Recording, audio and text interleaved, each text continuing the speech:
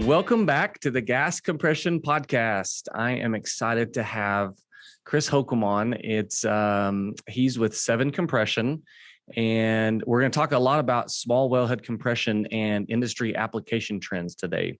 So small wellhead compression is sometimes overlooked as an artificial lift because of the reluctance to release the LOE. But with less drilling activities, operators are faced with finding ways to keep production flat without the inflow production from new wells. So Chris has been in the industry for about 15 years, and he's in the Anadarko Basin and Oklahoma, Texas Panhandle area, and has helped solve some problems. So I'm looking forward to finding out what he's all about. So welcome, Chris. Appreciate you having me on. Yeah. So the first thing I always start with is, how in the world are you in the gas industry? How'd you get here? Boy, that's a journey. Right. A lot of it, I went to Oklahoma State. And when I graduated and as a mechanical engineer, I really had no clue what I was doing. And then kind of Schlumberger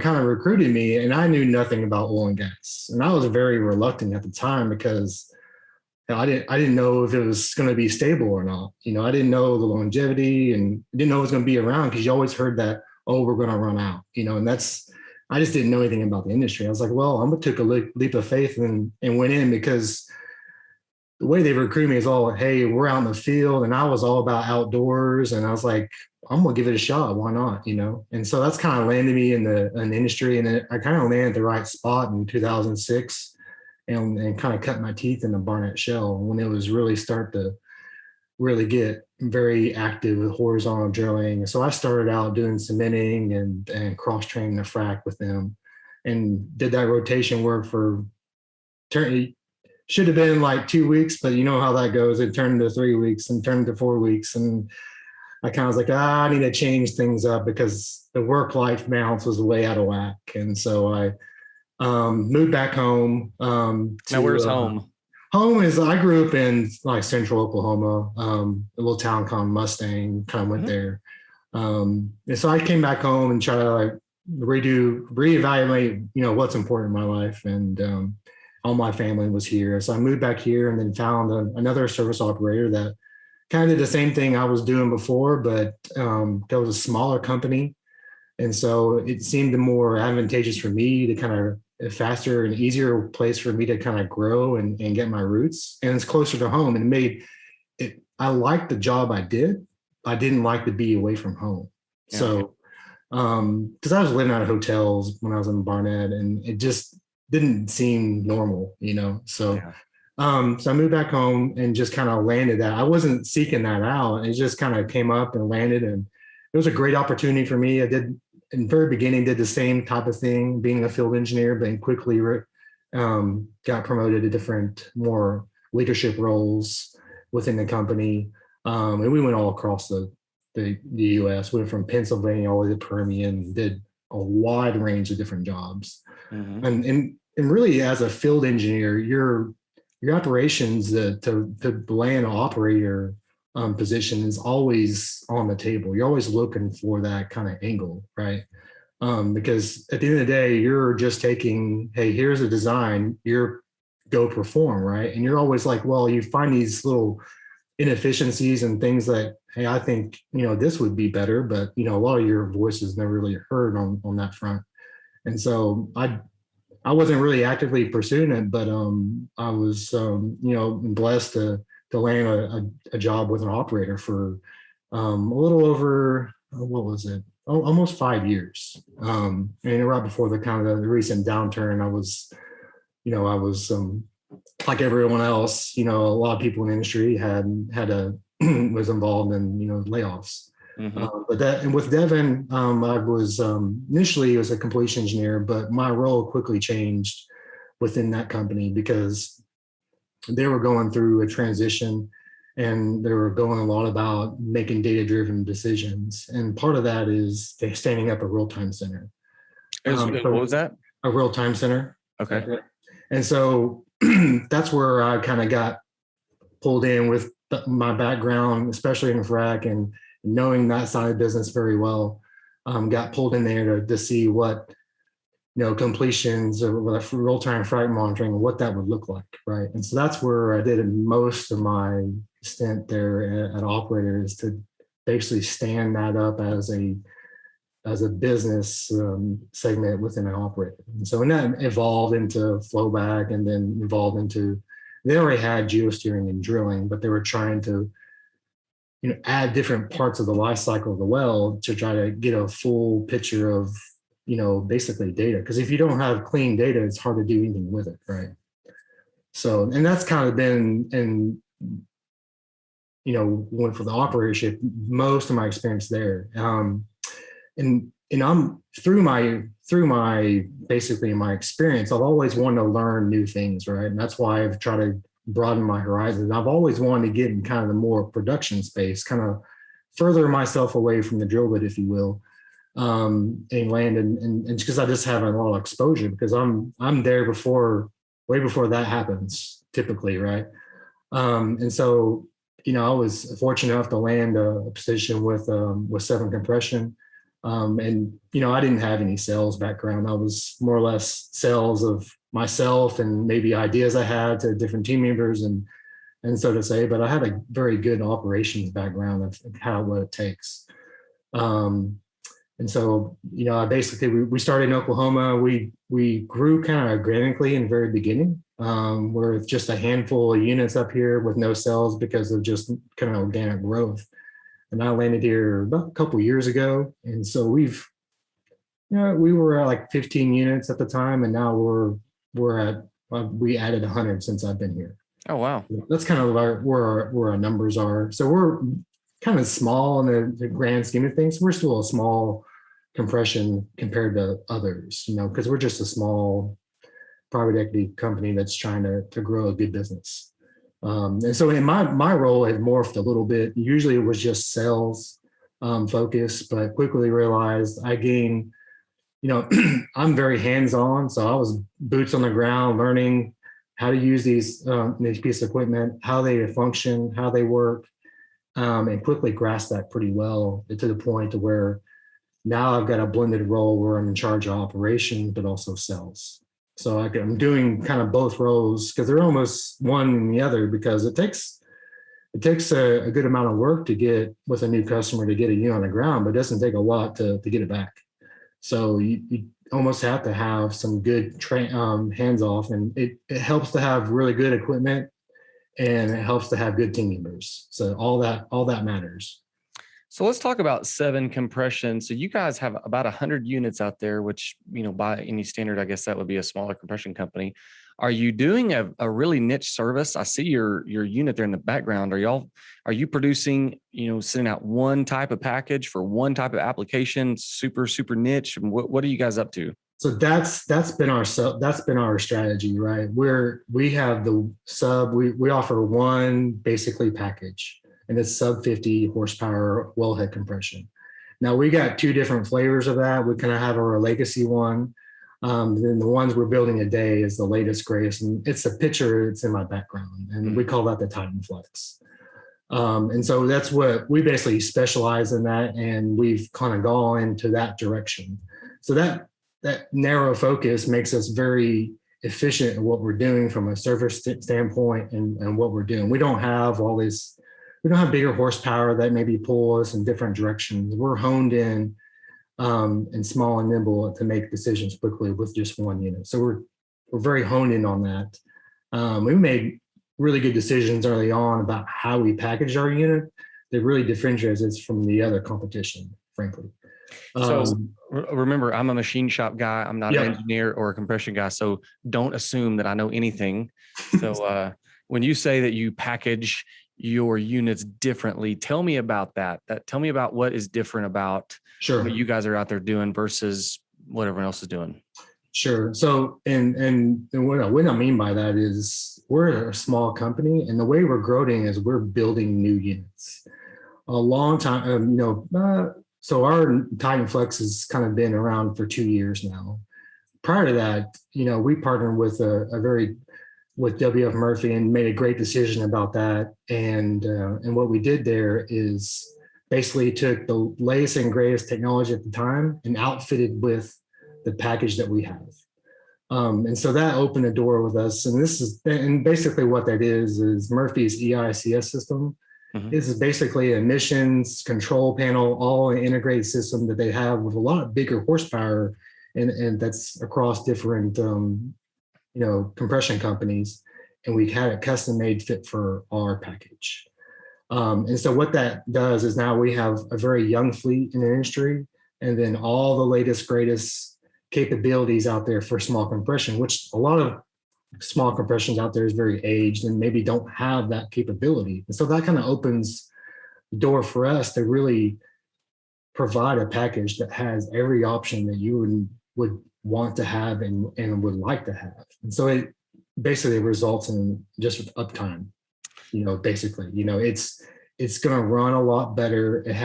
It can change, it can adapt to all the changing loads that kind of smaller producer wells give to it, right? It doesn't matter if it's stable production, it adapts to all that. So it can auto throttle down, auto recycle, auto start, and all do that with a package to design the work together. It's not a PLC type system. It's basically almost like a car ECM. It's all made to work together, right? Even from real-time data, submitting it to the cloud to maybe making remote changes remotely. It's has all that capability turnkey to kind of keep up with today's kind of standards and where we're going as an industry. And it's all about data, right? And you got to have pieces of equipment out there that's able to do that. So when I hear wellhead compression, I'm in the Texas Panhandle. Those are all screw compressors around where I am. And so your packages are recips, right? Yep. Correct. They're recip compressors. Are they like the we call them SIP compressors, where they're kind of, like compressor and plane? Or what kind of compressors are they? So they're an integral compressor, meaning they share the same crankshaft. So right. One side's power side, the other is compression. Right. So it makes that package pretty small, and we're able to scale it up and down the compressor based on the well demand. So if we're injecting, say, at the 350 psi, and we can move up to 350 to 400 MCF in those kind of scenarios. But if we need to move more than that, and we're on kind of maybe a backside of the ESP or pumping well, and we can move up to 650 in that configuration. It really depends on suction and discharge, but our things can scale up and down pretty easily on that and make it a good package. With its ability you give it a range to operate in as far as RPM, and you give it suction and discharge set points, and then basically the unit runs itself. You give it windows to operate, and it's going to stay within those windows. Wow. And all that makes it nice whenever, and for me too, especially if we're testing new wells, all this data is available in the cloud. So I can go in there and look at it and say, I can get the optimization, not have to be there all the time, right? I can see how the one unit's performing, and I can see if something were to go down on a fault. I know what that is before anyone gets there. So it makes it very easy for these units and that's available to anybody in our customers. So it's not, and that's just part of our package, right? That's not like a cost center. That's just, I think that's the price of doing business these days. You got to have that capability. Otherwise, you're just leaving stuff on the table. Yeah. What kind of engine are you using to drive that? It's a Ford 460. Okay. That's cool. Yeah. So this package has been around for a long time. Several companies, it changed hands a couple of times. They initially created this type of design, but there's always room for improvement, and that's where kind of 7Compression started is from that company. They people had exited and want to start a new company and want to kind of do things they, weren't able to do before. And that's kind of where 7Compression started. It's like, well, what do we do if we change the way we dump? And what if we change the way we control the system, And that's where, we got a different control panel and it's all made to work, right? And it just made a very operator friendly package.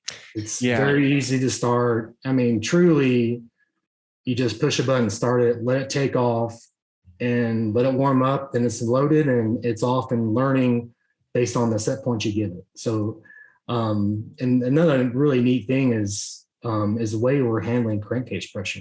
A lot of that's kind of depending across the industry, how people are handling that. And could be a fugitive emission. And what we've done with that is we use that as a secondary fuel source. So we don't leak that into the atmosphere. We reburn that. And so that just makes our package very efficient from a fuel perspective. And we've measured this. And so like I said, Murphy has had this thing for over 2 years on a dyno, and so fully mapped out. So we know based on load, how much our unit's burning theoretically versus actual, all that stuff's on there. Mm-hmm. And so we're burning, if I'm recycling and idled down, I'm burning anywhere from 2 MCF to fully loaded in time like 8 range. So very low, very efficient.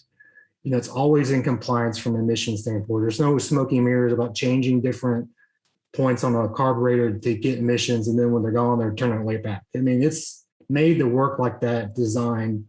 So it's just a really great package, and it just helps when you got good people in the field and you got new stuff.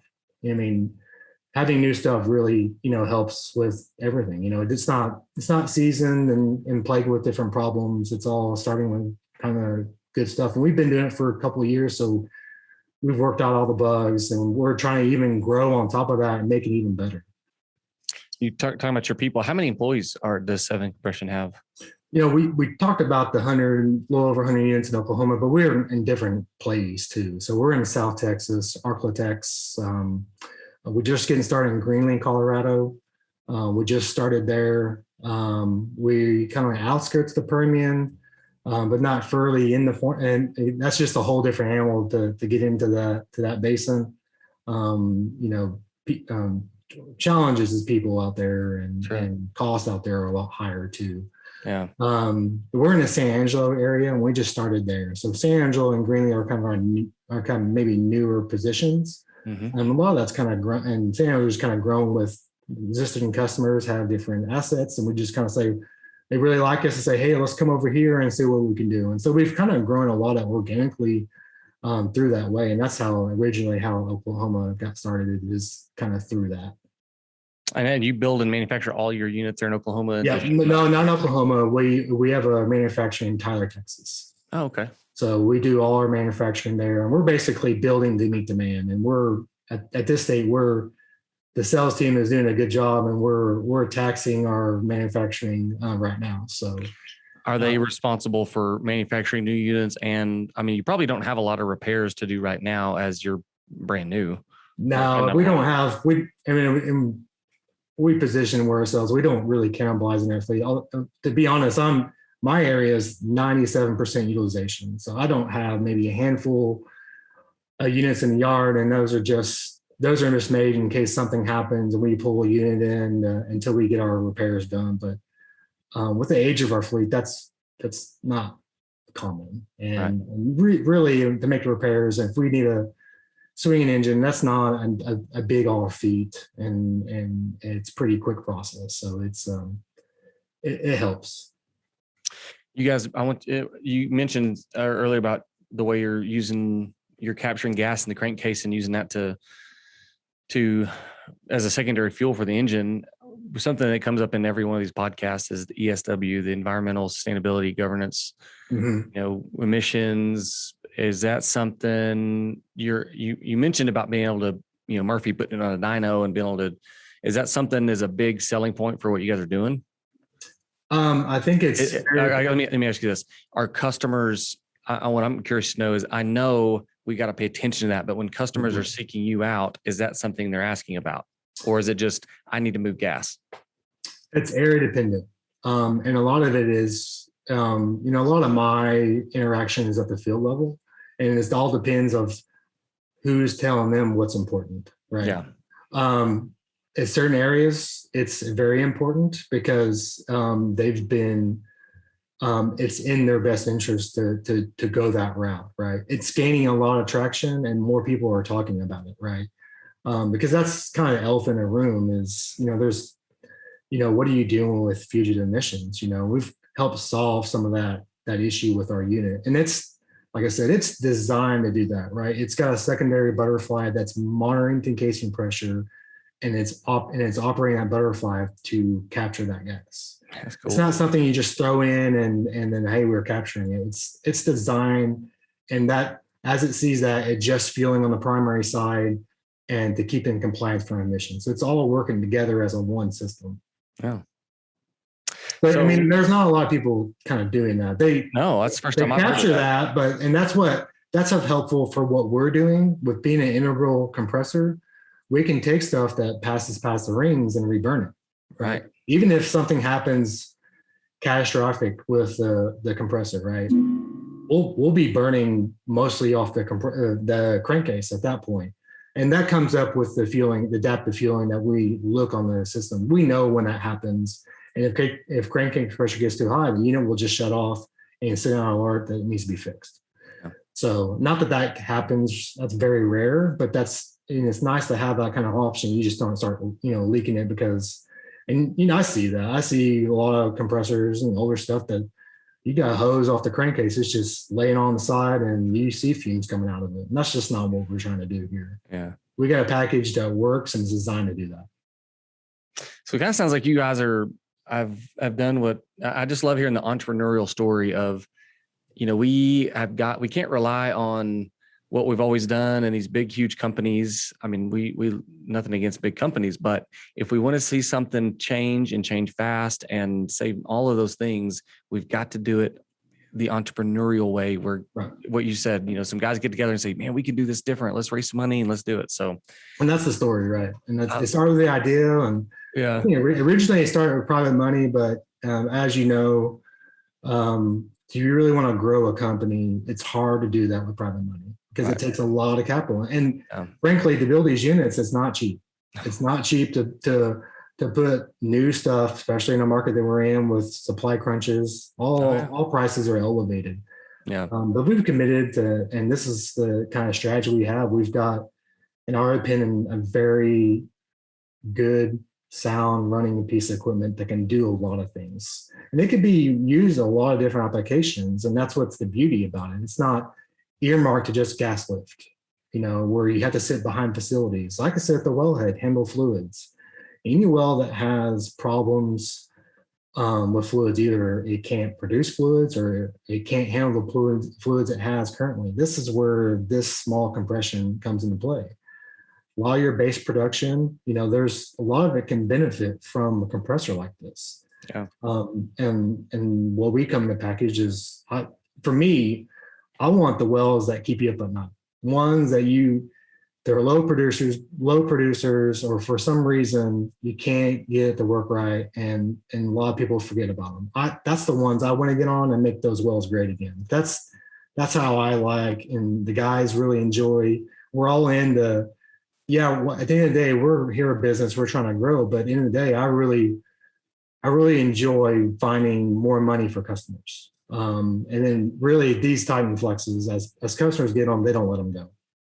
I very rarely get them back, and it depends on the application. VRUs systems, and that's a small part of the life cycle of that well. And whenever oil production falls off and vapors are no longer, it's not more economical to have it on there, then of course, that's the name of the business for VRU anyways, for rental. So those are the situations, but on other applications, once we're on there, it's the runtime and uptime you have with it. It just makes it an easy decision.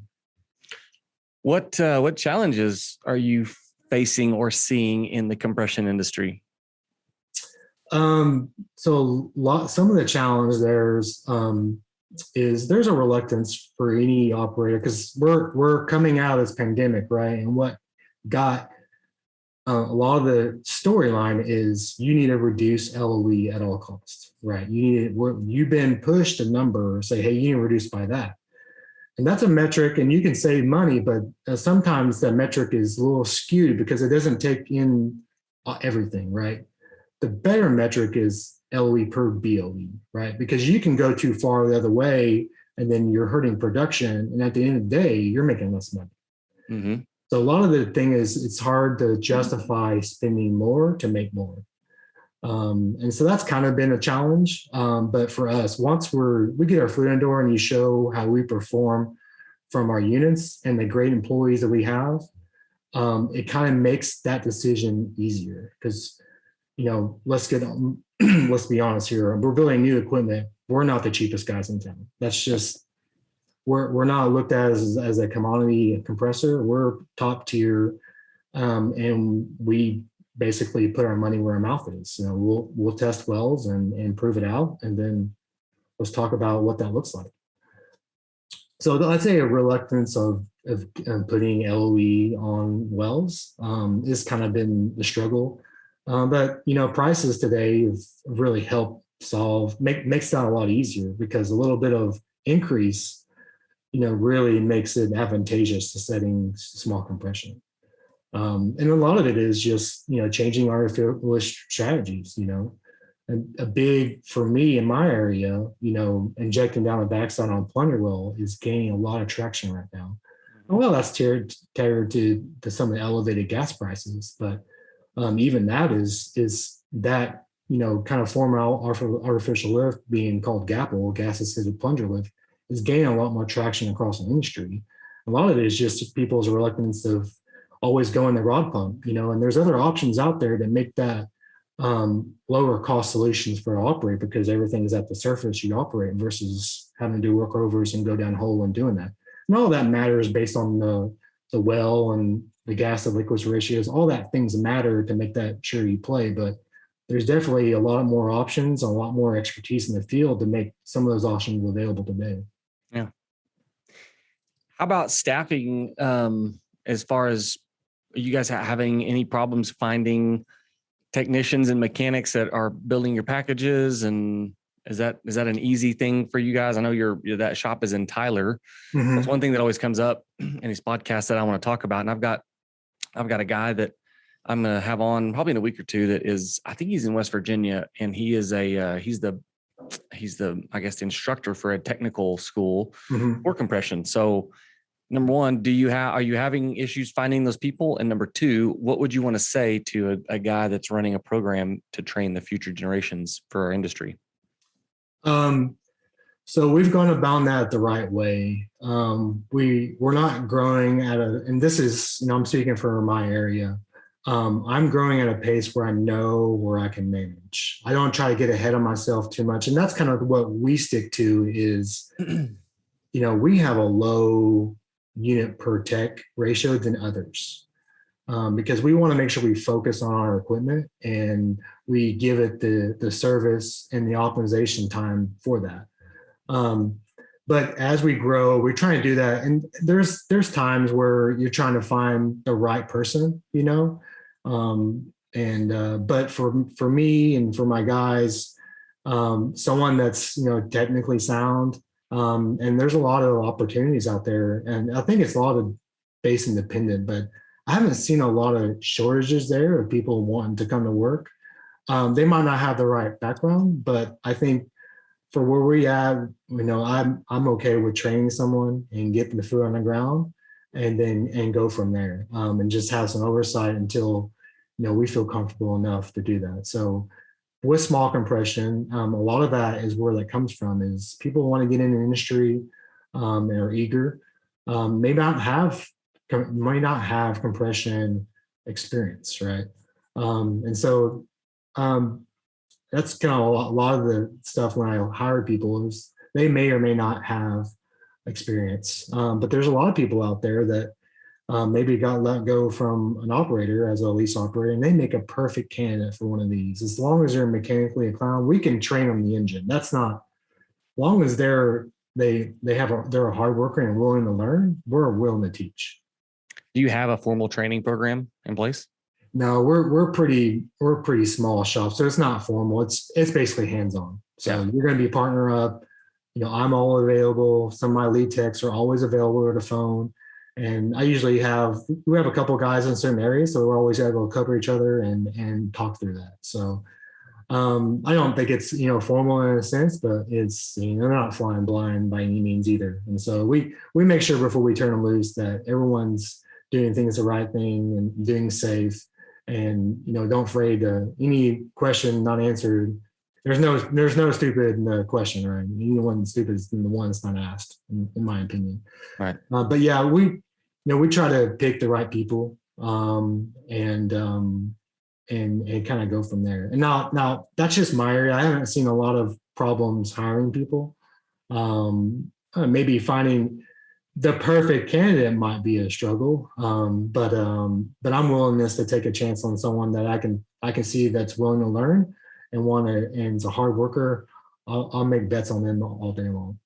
That's great. That's kind of how we are too. We don't have a formal training program, but we just need people that want to learn a new trade and get after it. I mean, that's the thing, right? You have to be open for change. If you're not open for change, you're not willing to learn, right? And that's kind of how I started. I didn't have a lot of experience in this side, but I wanted to learn, and I'm a gearhead by trade. I like tinking on a hot rod, so that motor in the background, that was easy for me to take off and figure out kind of how things and how to tweak it and to make it better. So yeah, it just kind of lined up and kind of landed perfectly for me, honestly.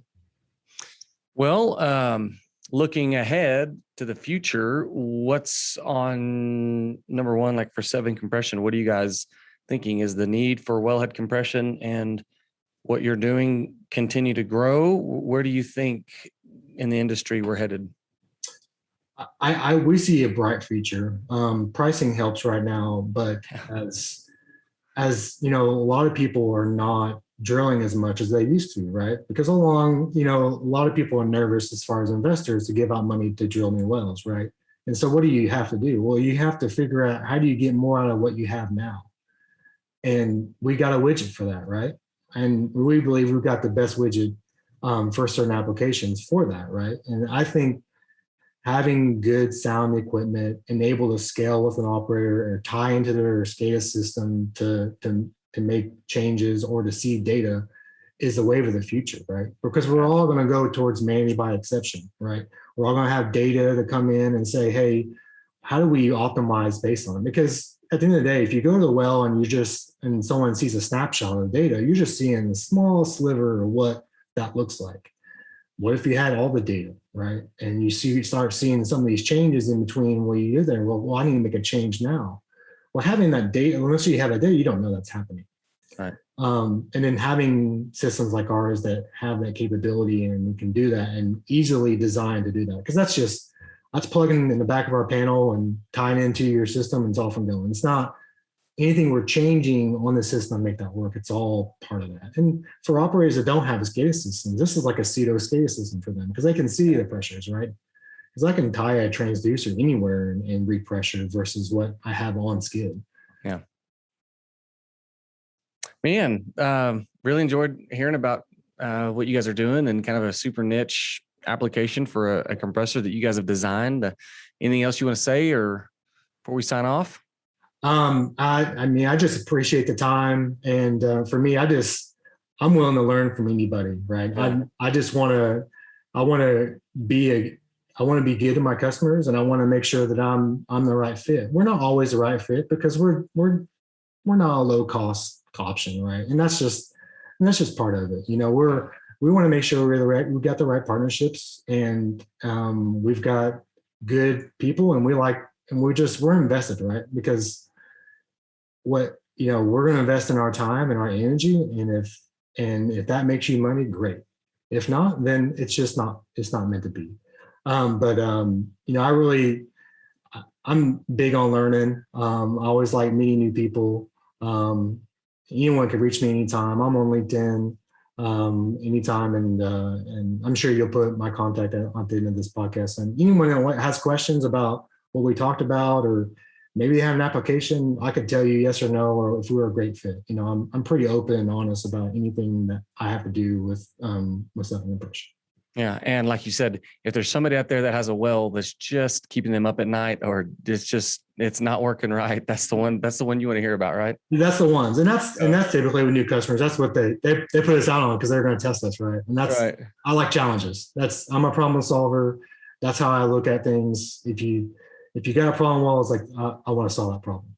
Well, I hope someone out there is they're thinking of that well in the back of their mind. That's like, man, I got to call Chris. So 7compression.com, look up Chris on LinkedIn, and man, enjoyed having you on, Chris. And I appreciate it. To seeing you again soon. All right. Thank you, sir. Thanks.